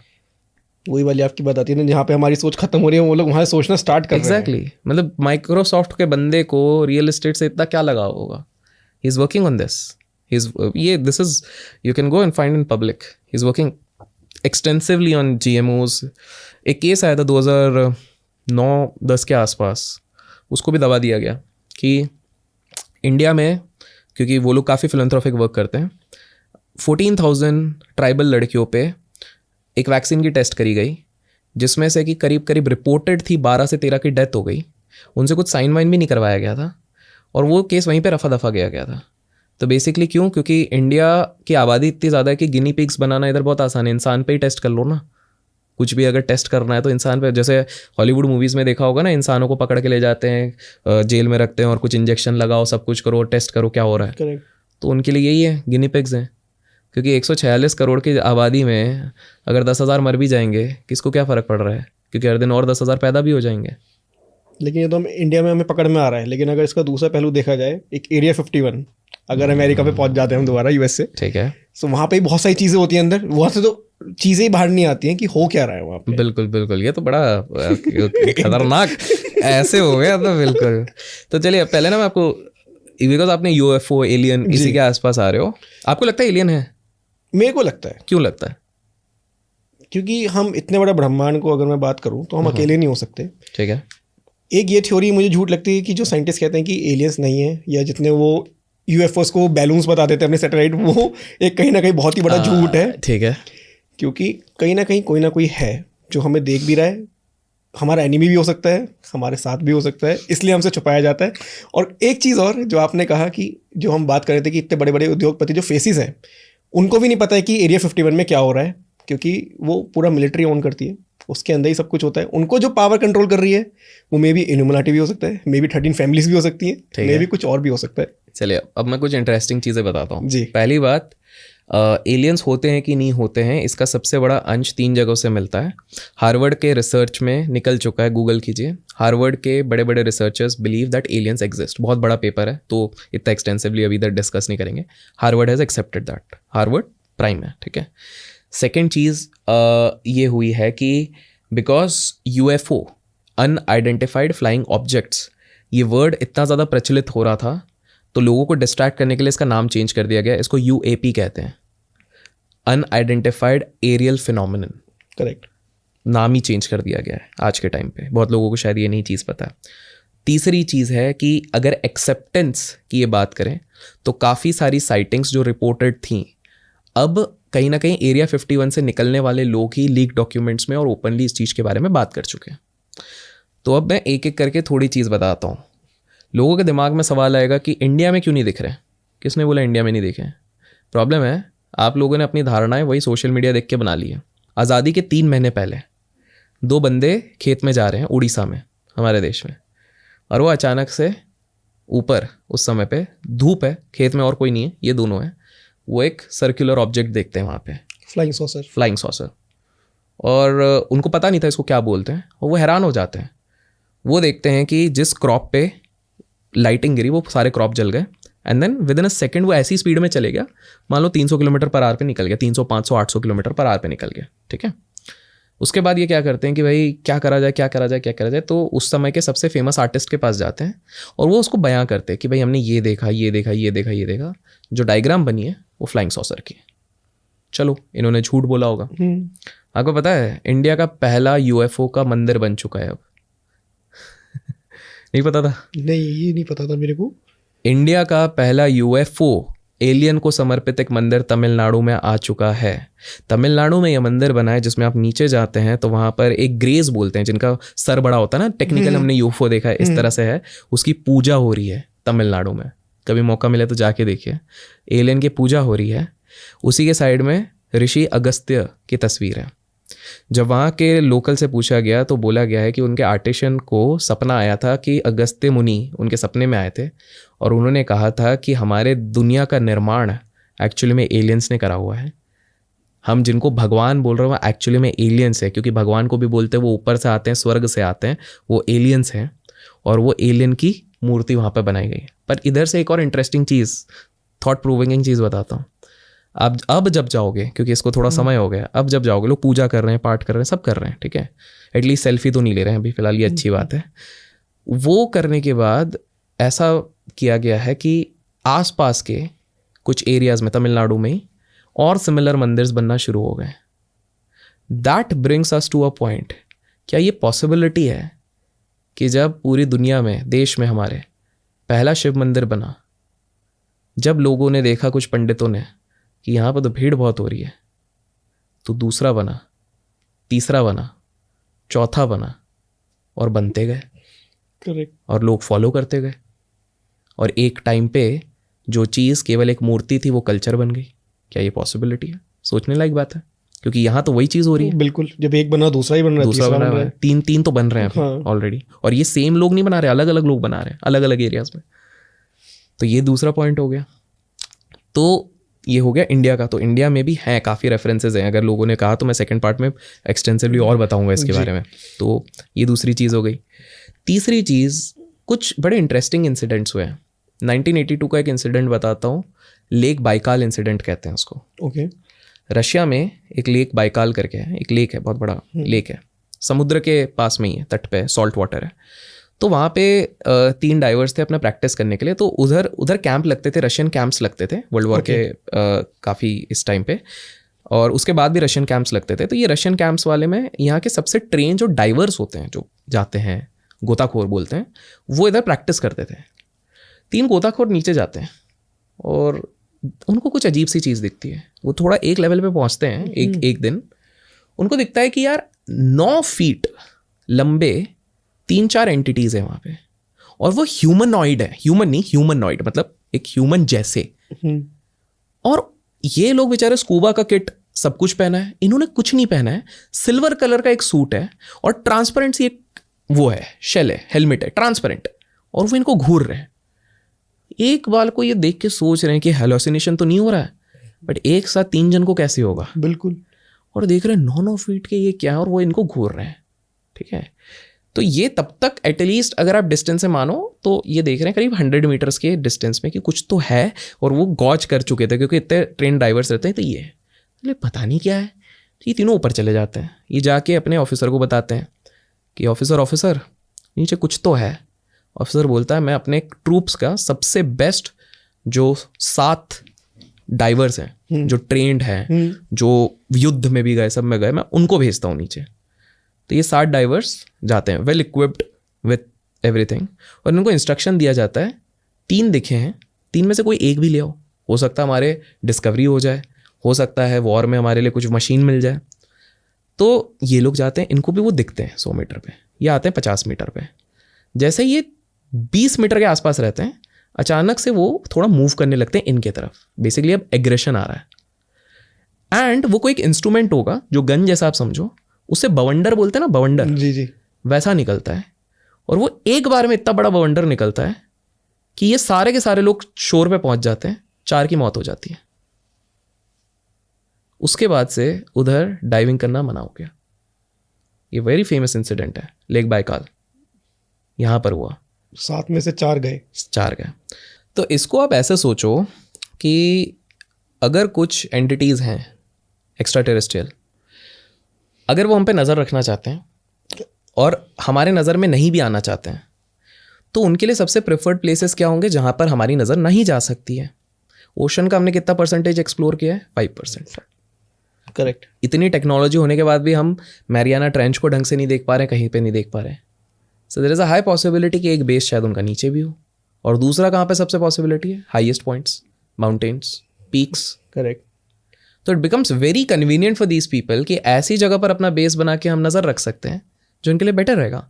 एक इंसिडेंट हुआ था, हाइनेक नाम के एक बंदे थे, तो एक प्रोजेक्ट चलता था जो यूएस मिलिट्री ने उनके एरियल फोर्सेस के साथ बनाया था। उसका नाम था प्रोजेक्ट ब्लू बुक। ओके। इस प्रोजेक्ट ब्लू बुक में अचानक से मिलिट्री वालों ने ऑपरेशंस ये किया था क्योंकि सरकार पे बहुत प्रेशर पड़ रहा था। पब्लिक ने बहुत सारी साइटिंग्स करी थी यूएफओज, एलियंस की, तो उस पर बहुत प्रेशर बना कि आप तहकीकात करो, आप मिलिट्री आर्मी को लगाओ, एयर फोर्सेस को लगाओ। तो ये प्रोजेक्ट ब्लू बुक हाइनेक ने चलाया, ये ढूंढने के लिए, पता करने के लिए कि क्या है। 20 साल तक ये प्रोजेक्ट चला और 20 साल के बाद इसको रद्द कर दिया गया और बोला गया पब्लिकली आके कि ऐसा कुछ नहीं है, डिब्रीज गिरती हैं, एयरक्राफ्ट गिरता है, ऐसा कुछ भी नहीं है। इसको बुरी तरीके से खारिज किया गया। हाइनेक ने भी कुछ ऐसा नहीं बोला, बोले हाँ सब कुछ भी नहीं है, सब फालतू चीज़ें। ठीक है। प्रोजेक्ट खत्म होने के अचानक से कुछ साल बाद हाइनेक ये कहने लग गए कि भाई साहब था तो सही, बट बिकॉज मैं कॉन्ट्रैक्ट में था तो मैं चीज़ें बोल ही नहीं सकता था, और अभी भी मैं ओपनली नहीं बोल सकता हूँ क्योंकि क्या पता मुझे उड़ा दिया जाए। High neck was the first person, जो पहला ऑफिशियल बंदा था जो काम करता था आर्मी एयरफोर्स पे, जिसने आके ये चीज़ बोली। देखिए आम इंसान बोले तो उसको मना किया जा सकता है। जब एविएशन वाले बोल रहे हैं कि हम फ्लाइट जब प्रैक्टिस के लिए उड़ा रहे हैं, हमको ऑर्ब जैसी चीज़ें दिख रही हैं, जब वो कह रहे हैं कि हम अंदर काम कर रहे हैं, इधर कुछ चीज़ें तो हैं, जब वो कह रहा है कि एरिया 51 में एलियंस और इंसान दोनों साथ में मिलकर ऐसी टेक्नोलॉजी बना रहे हैं जिसके बारे में आप सोच भी नहीं सकते, और यूएस बाहर इसलिए नहीं देना चाहता बिकॉज ये न्यूक्लियर मिसाइल से भी खतरनाक चीज़ें बना रहे हैं, तो ऑब्वियसली बात है इसको प्रिजर्व करने की कोशिश की जाएगी। क्यों? क्योंकि कल को अगर पूरे दुनिया में युद्ध हो, हम तुझसे जीत सकते हैं। सही मौके पे इक्का चलेगा, सीक्रेट हथियार निकाला जा सकता है। एग्जैक्टली। और हाइनेक ने एक स्टेटमेंट दिया पब्लिकली आके कि यूएस ऐसे एलियंस के साथ काम कर रहे हैं जो 32 लाइट ईयर्स दूर से आए हैं। इसको नॉर्मल भाषा से समझा जाए तो ऐसे प्लैनेट से आए हैं जिससे अगर हम यहाँ से आज चलना शुरू करें तो 32,000 साल लग सकते हैं, लेकिन उन एलियंस के पास टेक्नोलॉजी ऐसी है कि वो 45 मिनट्स में अपने स्पेसशिप से इधर आ जाते हैं, चले जाते हैं। लाइट की स्पीड से ट्रैवल कर रहे हैं वो। Exactly, they have develop this kind of technology.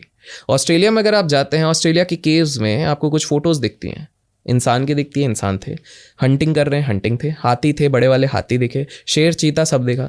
तो उससे एक चीज़ समझ में आया कि ये कहीं ना कहीं डिपेक्ट करने की कोशिश करें क्या क्या चीज़ें यहाँ पर हो चुकी हैं। लेकिन अचानक से वहीं पे कुछ ऐसे फिगर्स दिखते हैं जिनके एंटीना लगे हुए हैं, करेक्ट, बड़ा सर है, बॉडी है, बिल्कुल, कुछ ऐसे स्फीयर जैसे शेप आ रहे हैं, ऊपर से हेल्प कर रहे हैं, वो हमारे हेल्प कर रहे हैं, दिखाई दे रहे हैं, सॉसर्स दिखाए जा रहे हैं। महाभारत के अंश में भी दिखाया गया है कि महाभारत के युद्ध के एक दिन पहले कुछ चीज़ें हवा में उड़ रही थी, ये महाभारत में भी है।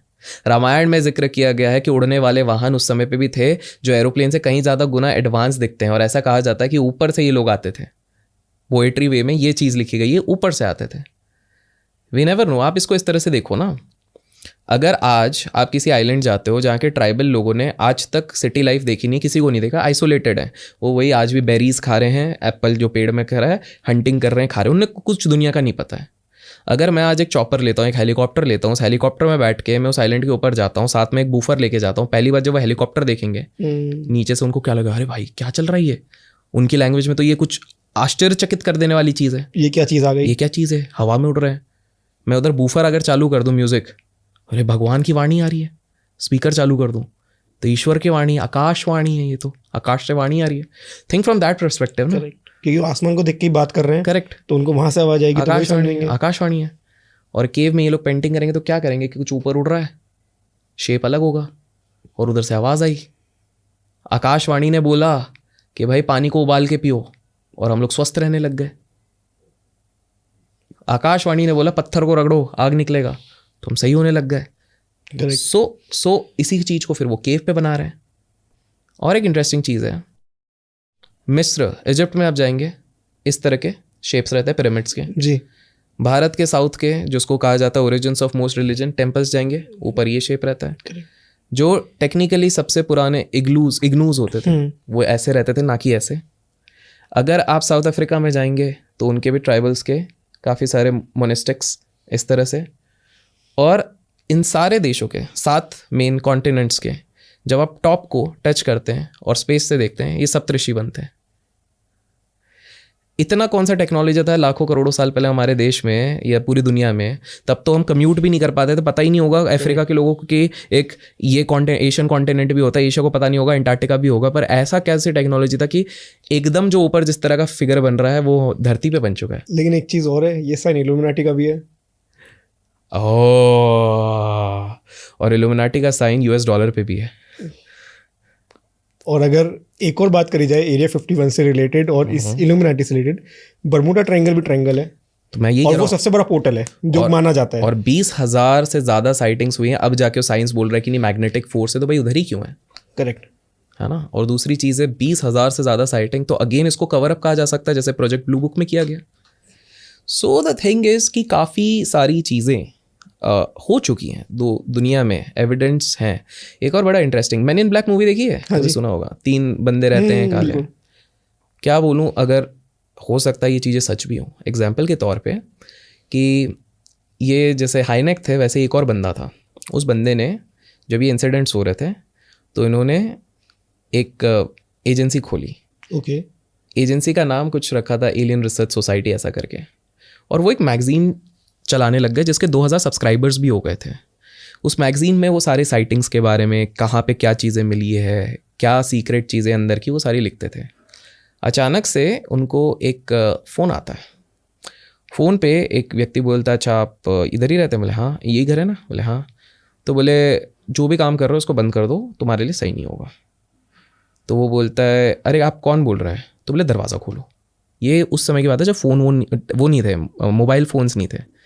और वो खोलता है तो एक फिगर दिखता है जो ब्लैक कोट में है, उसके आईब्रोज नहीं है, आईब्रोज जैसे शेव हो गए, और बाल मतलब जो बॉल्ड वो है वो इतना चिकना टाइप का है, इतना चिकना मतलब हद ही नहीं हो सकती, नॉर्मली देखने को नहीं मिलता है। और तीसरी शॉकिंग बात ये है कि ये फ़ोन पे जब बात कर रहे थे, लास्ट फ़ोन तो एटलीस्ट सबसे नीचे वाले फ्लोर पे, ये तो तीसरे फ्लोर पे आ चुका है।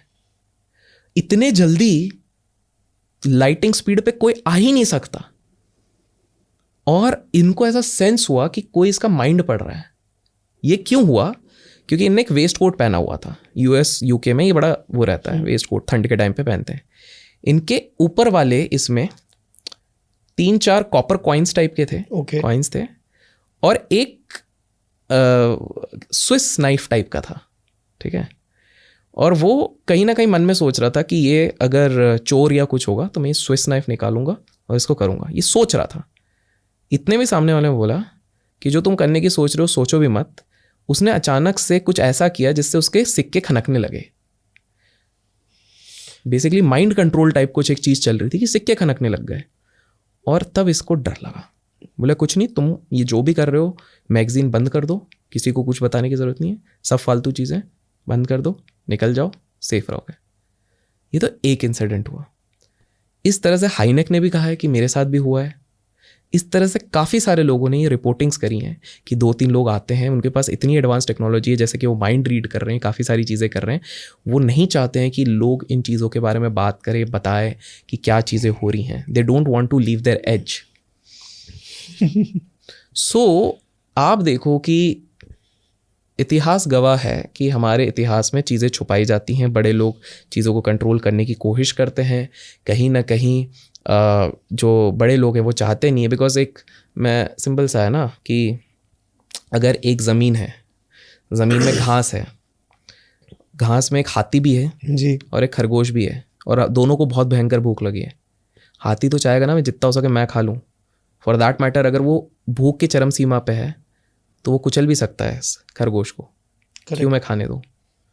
तो कहीं ना कहीं इन लोगों को है कि सारे मेजर रिसोर्सेज पे, सारी चीज़ों पे कंट्रोल रहे, पावर रहे, मैनिपुलेशन हमारा रहे, हमारे ही लोग रहें, ताकि हमारी चीज़ें चलती रहें और ये सीक्रेट में रहे। कंट्रोल की जो हम बात कर रहे हैं, ये कहीं ना कहीं हमारे माइंड को आज के टाइम में भी कुछ हमें खिला के कंट्रोल किया जा रहा है। आपको लगता है? नॉट जस्ट खिला के, आप एक तो सोशल मीडिया मैंने बताया था भ्रष्ट कर दे रहा है दिमाग। आप देखो स्क्रीन टाइम, मैं लोगों को कहूँगा कमेंट्स में बताओ आपका स्क्रीन टाइम कितना है।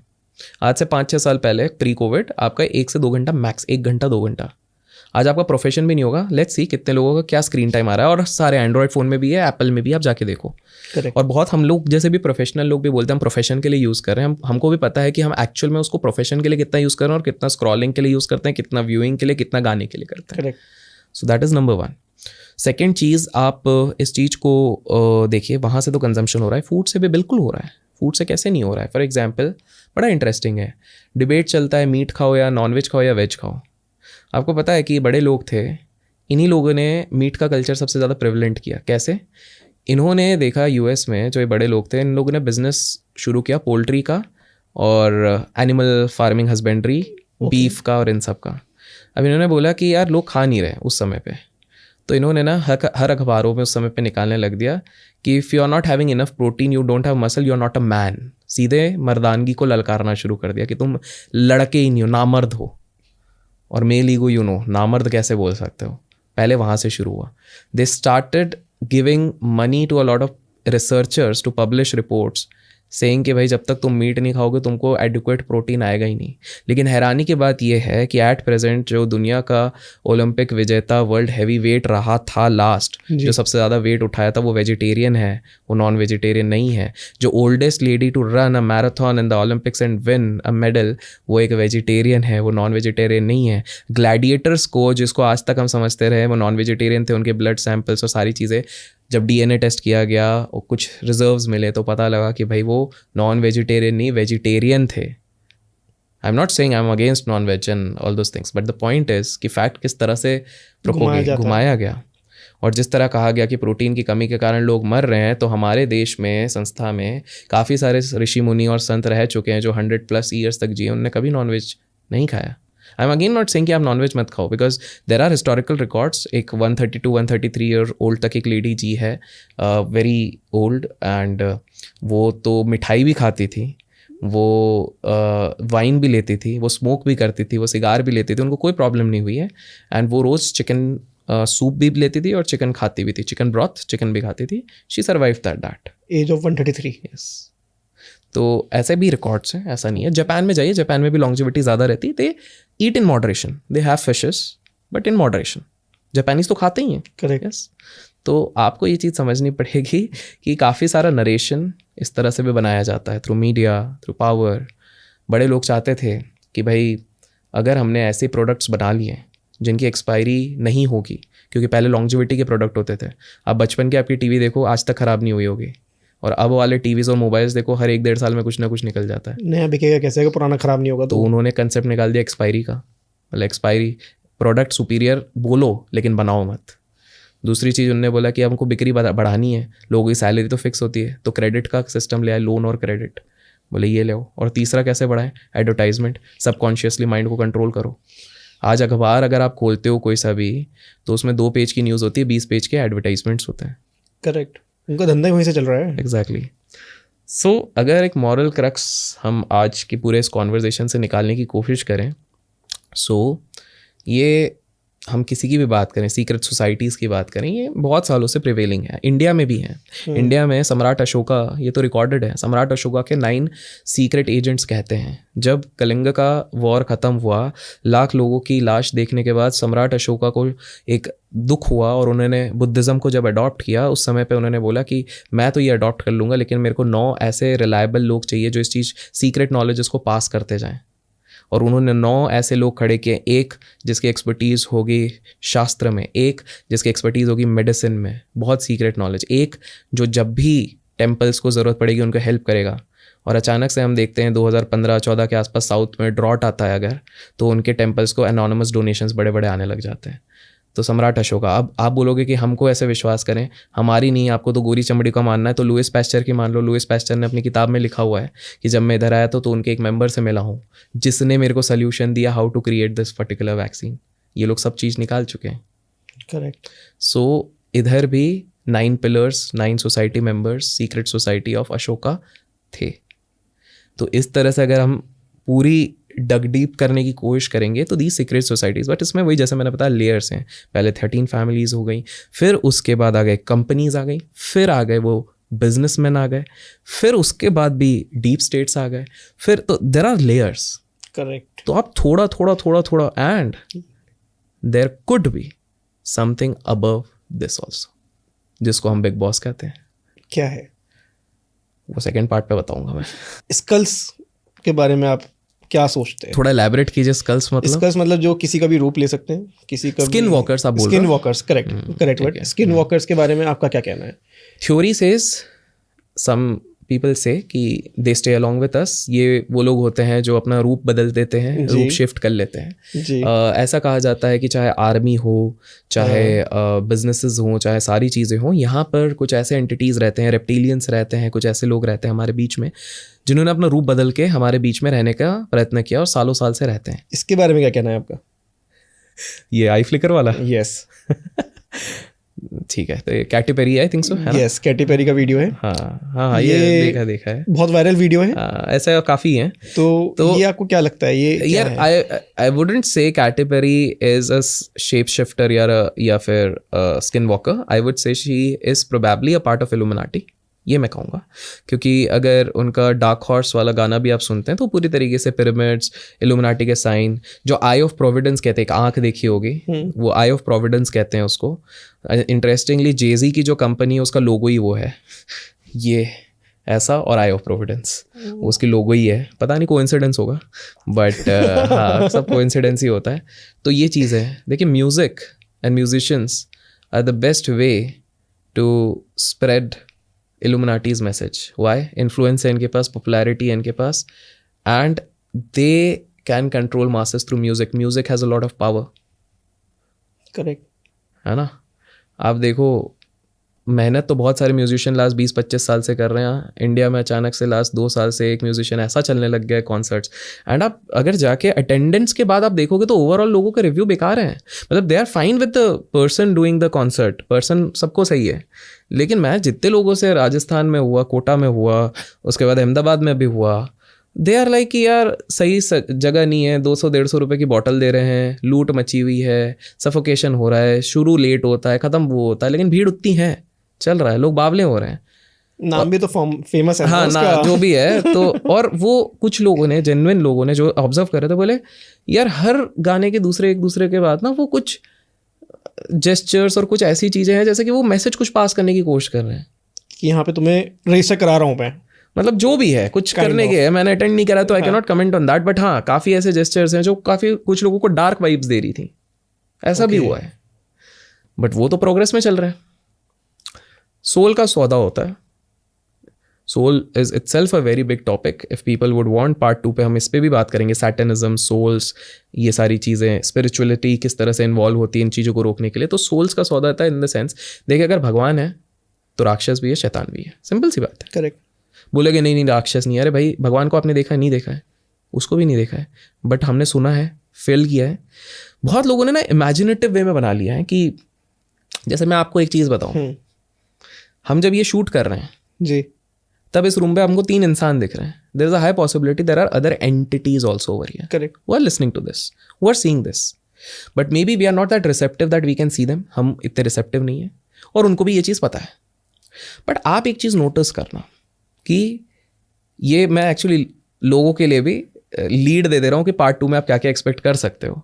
आप कभी एक्सपेक्ट करना कि आपके घर पे ही देखना, आपके सबसे ज़्यादा क्लेश किसी एक पर्टिकुलर रूम में जाके सबसे ज़्यादा होते हैं। अगर सबसे एक्सट्रीम झगड़े होते हैं वो किसी रूम, एक आध रूम के आसपास सबसे ज़्यादा आपके हिस्टोरिकली हुए हैं, चाहे माँ बाप से हो, बीवी से हो, बच्चे से हो।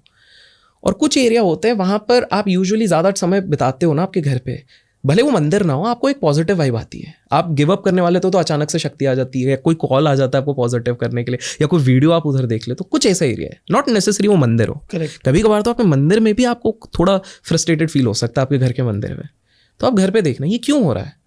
Because we can only see 3D, 3 dimensional चीज़ें देख सकते हैं। डिमेंशंस बहुत सारी होती हैं, 4D, 5D, 6D, 7D, 8D, 9D, 10D, 11D, ठीक है। तो ये कुछ ऐसे डिमेंशंस में है जो आप और मैं नहीं देख सकते। ये वो ऋषि मुनि लोग देख सकते हैं, या जो विजुअली जो बहुत रिसेप्टिव हो गए वो लोग देख सकते हैं। Very selective people can actually view all these things. Okay. So ये this is a very big extension, alien हो गया, इल्यूमिनाटी हो गया, दिस इज अनदर एक्सटेंशन। तो ये हमें कंट्रोल करती हैं एंटिटीज? ये कंट्रोल नहीं करती, कंट्रोल कर सकती हैं if they want, if it's a very powerful one, but वो लोग हमारा माइंडसेट और सारी चीज़ें चेंज ज़रूर कर सकती हैं। नहीं, क्योंकि मेरे को तो फील हो रहा है, मेरा गला जिस हिसाब से आज बैठा जा रहा है बोलते हुए, पॉसिबल बहुत मतलब मैं आपको एक इंटरेस्टिंग बताता हूँ। मैं जब मेरी आवाज़ इतनी कभी नहीं भर रही थी। लास्ट टाइम मैं हल्का सा इस टॉपिक को छू रहा था, बिलीव नहीं करोगे, द्वारका में एक शूट चल रहा था, ये 6 महीने पहले की बात है। मैंने पहले ना जैसे ही मैं इस टॉपिक का थोड़ा सा बात करने लगा, थोड़ा डीप एक इंसिडेंट बता रहा था, पहले लाइट गई, चलो ठीक है, सब बंद हो गया, उनकी लाइटिंग वाइटिंग। मैंने बोला, तो उन्होंने बोला अरे ये दिन में एक आध बार जाएगी, बस 5 मिनट में आ जाएगी। 5 मिनट हो गया, 10 मिनट, 15, सामने वाले बोले यार कभी इतने दिन नहीं गई है, 25 मिनट बाद आई, ठीक है। हम दूसरे टॉपिक पे बात कर रहे हैं, जैसे ही वापस उस टॉपिक पे आया फिर लाइट गई, फिर 15 मिनट। हद कब हो गई जब तीसरे, और मैंने ये नोटिस नहीं करा कि हम जब इसी चीज़ पे बात कर रहे हैं तब लाइट जा रही है। फिर सामने वाले होस्ट ने मेरे को रियलाइज़ कराया, because he is an astrologer और ये शायद इन चीज़ों में, बोले अभिषेक जी आपने एक चीज़ नोट करी? बोले क्या? आप जब भी उस चीज़ पे आने की कोशिश कर रहे हो ना, लाइट जा रही है। मेरी फट गई। मैं बोला बात तो सही है। और उसके बाद जब हमने शुरू किया, इंटरेस्टिंगली मैंने बोला एक काम करते हैं, इस टॉपिक को स्किप कर देते हैं, छोड़ो, नहीं करते। लाइट एक बार भी नहीं गई। और मेरे साथ अभी क्या हो रहा है, एक क्वेश्चन मैं पूछना चाह रहा हूँ और बार बार इतनी घबराहट आ रही है, अंदर से एक फील होता है ना, करेक्ट, कि एक दिल पे एक हैवीनेस, वो इस समय मुझे फील हो रहा है, लेकिन क्वेश्चन तो मैं पूछूंगा। नहीं वो आप पूछे। और ये क्वांटम फिजिक्स ही है, साइंस भी है, एवरीथिंग इज वाइब्रेशन, हम सब वाइब्रेशंस हैं, we all are a part of vibrations, एक अलग लेवल पे वाइब्रेट कर रहे हैं। अभी हम स्किन वॉकर की बात कर रहे थे। जी बताइए। थोड़ा सा सिम्पसन जो कार्टून है, आपने बहुत जगह बात करी है, मैं उसका हल्का टच लाऊंगा। उसमें ये कहा जाता है कि वो प्रेडिक्ट करते हैं फ्यूचर। ठीक है, ठीक है। उनकी कई ज़्यादा जो कार्टून्स है उसमें दिखाया जाता है कि एक इंसान के अंदर एलियन है जो आगे जाके ऐसा दिखाई देगा हमें। तो क्या ये स्किन वॉकर एलियंस भी हो सकते हैं? स्किन वॉकर एलियंस ही हैं। एलियंस शब्द को आप समझिए, एलियंस को हमने बवाल मचाया। Anything which is not from our planet is alien. जो हमारे धरती से नहीं है वो एलियन है। मार्स पे जब एक्सपेडिशन की गई तो मार्स के एक्सपेडिशन में पता लगा कि धरती से पहले पानी तो मार्स में था।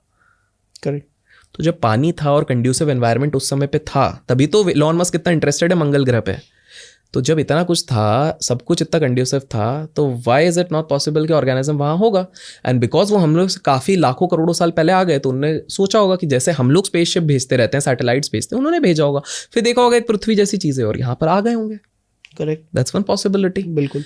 सेकेंड थिंग, आप ये चीज़ अगर आप देखते हो कि स्किन वॉकर्स हो गई, ये सारी चीज़ें हो गई, इसका एक और दूसरा अंश अगर आप देखो तो मून पे सबसे ज़्यादा एक्सपेडिशन 70s के टाइम पे हो रहा था, 9 साल तक, और उसके बाद मून पे कोई एक्सपेडिशन ही नहीं हुआ। करेक्ट। क्यों नहीं हुआ? अपोलो 11, अपोलो 12, अपोलो 13, बस फिर खत्म। लेकिन उसको भी झूठ बोला जाता है। हाँ, क्योंकि उधर हवा चल रही है और झंडा लहरा रहा है, जबकि वहाँ तो आइसोलेशन होना चाहिए। करेक्ट। बट ऐसा माना जाता है कि जब अपोलो 11 गया था, तब उस समय पे जब ये लोग पहुँचे, पहली बार लैंड किए, उससे पहले उधर एक टूटा हुआ उनको क्राफ्ट दिखा था। उन्होंने भागने की कोशिश करी, लेकिन टेक्निकल ग्लिच था उनके क्राफ्ट में, उसके चक्कर में वो जा नहीं पा रहे थे। और अचानक से उनके इन रिकॉर्डेड स्टेटमेंट्स है, जिन टेप्स को भस्म कर दिया गया, डिस्ट्रॉय करा गया, जिसमें कि ये था कि इन लोगों ने काइंड ऑफ बचाओ बचाओ वाली चीज़ भी कही है, कि उन्होंने इधर ऐसी कुछ चीज़ें देखी कि कुछ चीज़ है मून पे, कि एक अच्छा वो एविएशन जो क्राफ्ट था वो किसका डिस्ट्रॉय था? वो सोवियत का था, क्योंकि उस समय पे वॉर चलता था, तो सोवियत भी चाहता था कि हम चंद्रमा पे पहले पहुंचे, ये भी पहुंचे। बट इनको डाउट हुआ कि ये तो कोई एक बेस है जहाँ पर पहले से कुछ लोग हैं जो वार्न कर रहे हैं कि बेटा इधर मत आओ। और उसके बाद से एक्सपेडिशन इसलिए नहीं किया गया क्योंकि वार्निंग दी गई है कि इधर आओगे तो ये एयरक्राफ्ट छोड़ो सब निपटोगे, और इसलिए नहीं करा जा रहा है। वहाँ पे डीलिंग करके आए थे ये लोग कि हम इस साइड नहीं आएंगे भैया, तुम्हारा एरिया तुम देख लो, हम नहीं करेंगे। तो स्किन वॉकर्स की आप बात कर रहे हैं, शेप शिफ्टर्स की बात करें, अलग अलग थोड़ी कैटेगरीज होती है, रेप्टिलियंस हो गए, ये सारी चीज़ें हो गई, these are aliens only. India में क्यों नहीं देखने को मिलते हैं? जैसे अगर हम मोस्टली अगर हम एयरलाइंस की बात करें, अभी 1-2 महीने पहले एक वीडियो वायरल हो रहा था कि एक लेडी चिल्लाते हुए बाहर निकलती है कि इसकी आइस पलट गई, इसका पूरा फेस चेंज हो गया। हाँ, तो ये मोस्टली बाहर के देशों में दिखाई देता है। इंडिया में जैसे मैंने उड़ीसा वाला केस बताया आपको, हाँ, वो तो हमारे इंडिपेंडेंस के पहले का केस हो गया। उसके बाद मंदिर बता दिया जी। उसके बाद गुजरात के ऊपर भी देखे गए, अहमदाबाद में आप जाके देखिए, यूट्यूब पे वीडियो देखिए, कुछ लोगों ने कैप्चर किया था अपने छत से कि हमको कुछ यूएफओ जैसी चीज़ें दिखने लगी हैं। कुछ सबसे ज़्यादा साइटिंग इंडिया में कब हो रहा था? कोविड के टाइम पे। क्यों? आप देखो ना, इंडिया में प्रदूषण इतना ज़्यादा हो गया कि स्काई क्लियर ही नहीं है। करेक्ट। प्लेन छोड़ो, चिड़िया नहीं दिखेगी अपने को ऊपर। बट कोविड के टाइम पे था इंडस्ट्री शट, सब कुछ शट, जो पहला लॉकडाउन था, एयर क्लियर हुआ, पहली बार कुछ एविडेंसेस दिखने लग गए। और दूसरी चीज़ है, ज्योग्राफी का भी एक डिफरेंस होता है ना, मैंने क्या बताया, ये हायर एल्टीट्यूड पे पहाड़ या ओशन के अंदर ये ज़्यादा अपने एक्टिव रहते हैं। हमारे भारत के पास में जो सबसे बड़ा पहाड़ है उसको भी तो मिस्टीरियस कहा जाता है, जो भारत के पास है, तिब्बत के पास है और चाइना हड़प के बैठा हुआ है, कैलाश की बात कर रहा हूँ। बिल्कुल। तो उधर भी तो कहा जाता है कि काफ़ी सारी चीज़ें ऑब्जर्व की, लेकिन वो मैं इधर नहीं बताऊंगा अभी, वो लोगों के प्रेम के हिसाब से सेकंड पार्ट पे, क्योंकि वो भी बड़ा इंटरेस्टिंग चीज़ है। कैलाश पर्वत एकमात्र पर्वत है जिसको दुनिया की सारी चारों मेन रिलीजन्स मानती हैं, बुद्धिज़्म, जैनिज़्म, बौन, और उसके बाद हमारा हिंदुइज्म तो मानता ही है शिव जी का स्थल।